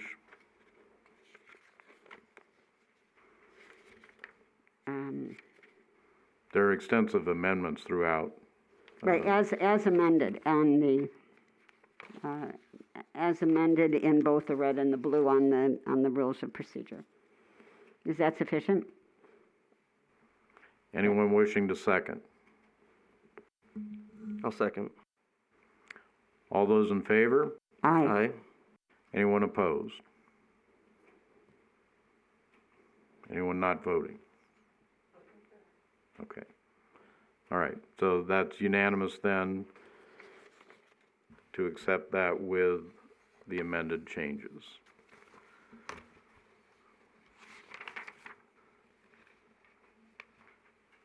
All right, that brings us to item number 9 for possible action. Discussion, update, and city staff direction regarding the city's position on certain bills in the 2021 legislative session. Madam City Clerk, or excuse me, Madam City Attorney. Hi, good evening, council members and mayor. Yes, this is your legislative update. The document attached is the memorandum summarizing the various legislative measures that are being considered by the state legislature. This document has not changed much since the prior update. As you might recall, many of these items were moved forward into the second into their second house for consideration. So the legislature's committees have been busy reviewing these items and proposing amendments, etc. So the bills have not essentially been amended yet, the majority of them. There are 2 deadlines coming up, one on May 14th at the end of this week, in which all of those bills must pass out of the second house committees onto the full body for consideration. And then another deadline on May 20th, in which the bills have to be passed out of the second house for signature from the governor, with the exception of exempt bills, which either have a fiscal impact to the state or otherwise declared exempt. Another legislative update will be presented to you at the May 25th council meeting, which will highlight for you the different changes that were made and which bills have moved forward and which ones have not. I also wanted to let you know that I visited Carson City April 30th through May 4th to meet with legislators on various measures affecting Boulder City. I met with our Boulder City delegation, the chair of Senate Judiciary, the chair of Assembly Judiciary, and Speaker Pro Tem. I have also met with the chair of Assembly, Government Affairs, and Assembly Revenue, and informed them on various issues affecting Boulder City. With that, I'm available for any questions. Thank you. Oh, Question? one more thing. My apologies. I wanted to update you on the Nevada Railroad Museum. The subcommittee on capital improvement projects in the Senate Joint Finance and Assembly Ways and Means Committee did approve bond rollover funding for the design of the Railroad Museum. It's going on to the full Senate Joint Senate Finance and Ways Committee for consideration. We do anticipate that it will be approved. So that's good news, some state funding for our State Railroad Museum. And that's the design portion of the project at this time. Yes, that's correct. Thank you. Questions or comments?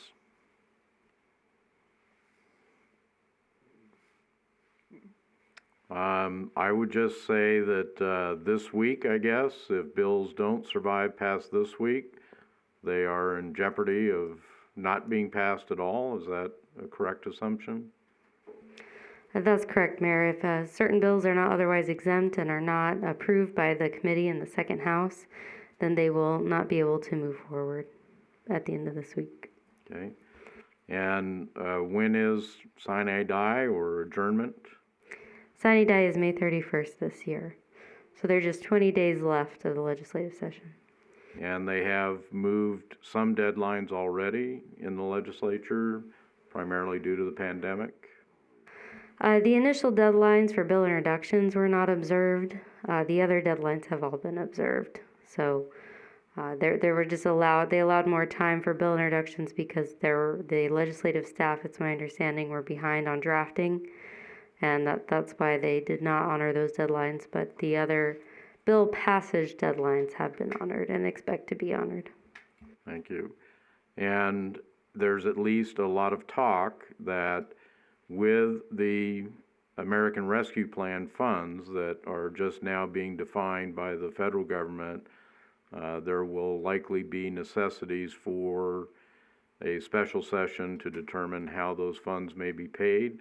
So after the normal adjournment, there may be one or two or more special sessions before the end of the year. Is that an estimate?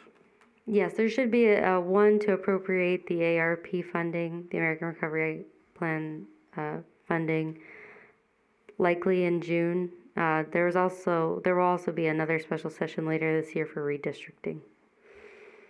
Thank you.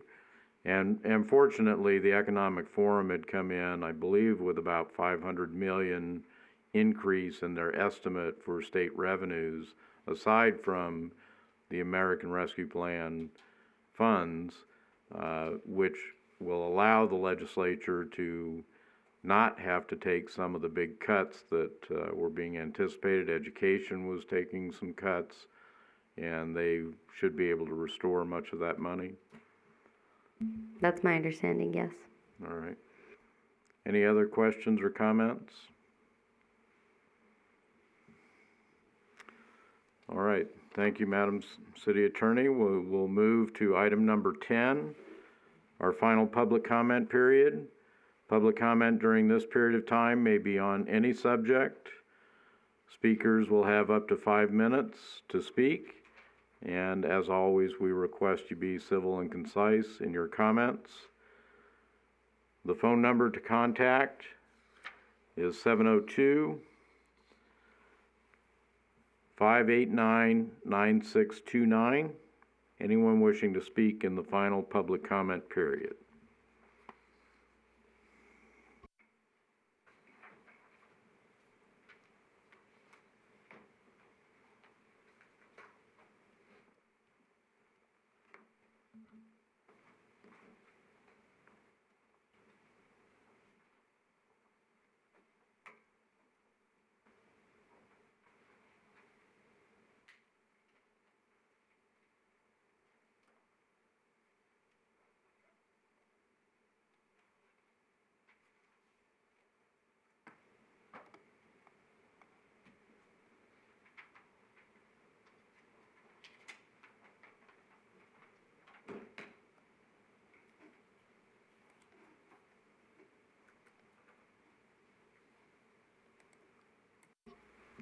Again, this is our final public comment period.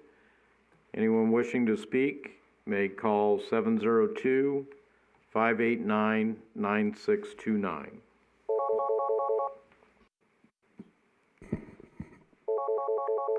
Public comment.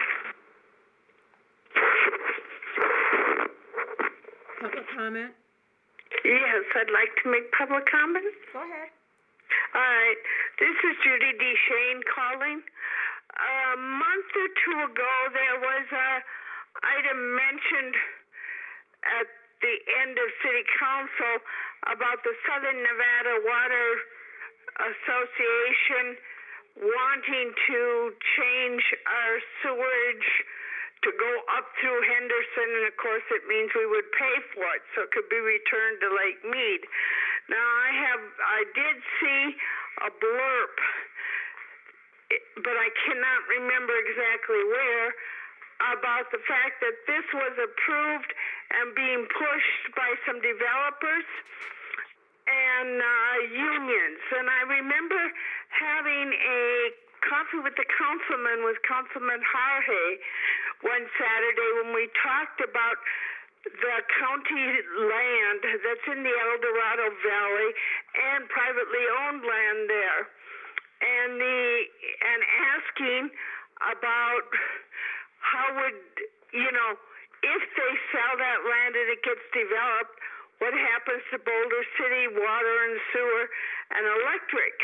At the time, Councilman Harhay said he didn't think it would be developed because without having access to the infrastructure, and Henderson did not want to take on the debt it would be to have the lift stations and whatever for the sewer and water and stuff to come up over the hills and back again. Now, if this sewer thing is going to be done, is that going to open up the development there? And how is it going to affect Boulder City? I have not been able to find anything as of yet. I keep looking. The problem, but I did find the 2020 Southern Nevada Water Plan, and they are planning a 9.5% increase effective January 22nd, or January, of 2022. And according to the plan, it said they were going to increase it 9.5% every year for 5 years. Now, I just think the public, in other words, the citizens of Boulder City, we need a whole lot more information before this gets too far down the road and there's not a darn thing we'll be able to do about it. So I would appreciate the council checking into it and reporting. Thank you. Thank you. The phone line is available. Our final public comment period. Anyone wishing to speak, the number 702-589-9629.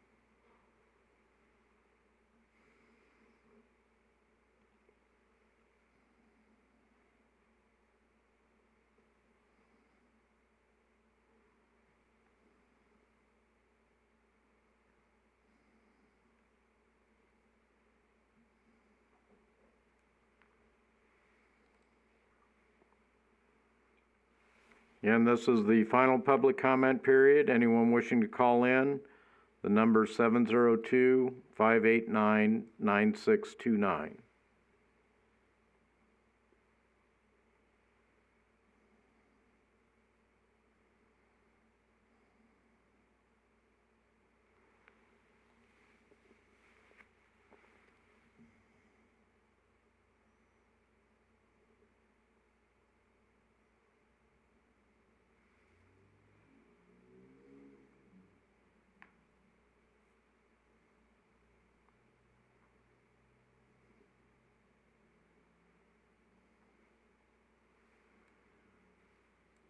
Madam City Clerk, were there any emails or voicemails received for the final public comment?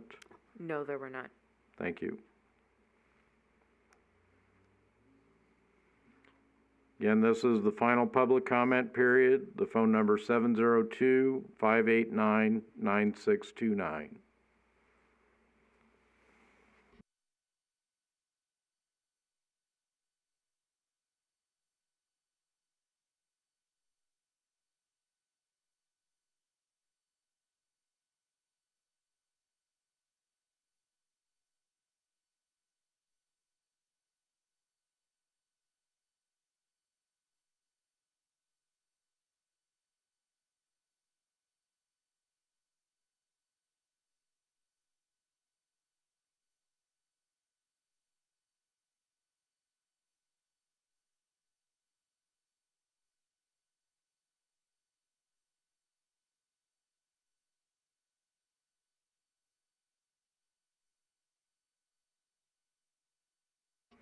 Hearing no others for the final public comment period, we will close that comment period and move to our last item, City Council reports. Councilmember Adams? I have nothing to report at this time, Mayor. Thank you. Councilmember Bridges? Yes, as usual, I'm going to Discuss that emergency aid has financial assistance available to residents of Boulder City who have been affected by COVID-19 pandemic or any other type of emergency. It offers assistance with rent, utilities, and has a fully stocked food pantry. That's it. Thank you. Councilmember Hoskins? Nothing to report, thank you. Thank you. Councilmember Folda? Thank you, Mayor. Just wanted to reiterate, as discussed tonight, that we have a small business grant for Boulder City businesses who have suffered income loss due to COVID, that they can apply for grant money up to $5,000 for assistance for their business. Thank you. Thank you. I was at a Las Vegas Convention and Visitors Authority meeting this morning and presentations on some of the outlook. For the Convention and Visitors Authority funding, it is still not good. They depend on room tax primarily, gaming fees, and those are still down and expected to remain down. But there was some very positive news as well. They now have conventions and shows that are lined up for the remainder of this year. They are getting contacted frequently on scheduling other shows this year and next year. They will be having their first show in the expansion known as the West Hall, which is doubles the amount of exhibit space that they have available. The Loop, the Boring Company Tunnel, is open and operational. They are ready to go there. They are ready to get Vegas going again. One way that we can do that is by getting our vaccination numbers as high as possible. We are, last word, a little over 50%. If we can get to 60%, we can go to 100% occupancy. We are already seeing the number of cases, the number of deaths, the number of hospitalizations come down as the vaccination numbers go up. That is going to be a key to getting us out of this as quickly as possible. The airlines are already adding new flights, more seats coming into Las Vegas. The international travel, which I was surprised to learn, is only about 8% of the number of flights that come into Vegas. That's not going to come back until we get enough folks vaccinated around the entire world. But all of those things are starting to happen. I would like to see it go as quickly as we possibly can. You know, plans are being made already for the 4th of July Jamboree. I would certainly like to see that as close to normal as possible. So please, you know, be safe, be smart. If you're hesitant about it, please seek out information from your doctor or healthcare provider. We had the Spring Jam weekend before last. I've been told that was very successful. We've got the Best Damn Barbecue coming up. We're ready to go. So let's finish things up and get moving on all of this. Thank you, and the meeting is adjourned.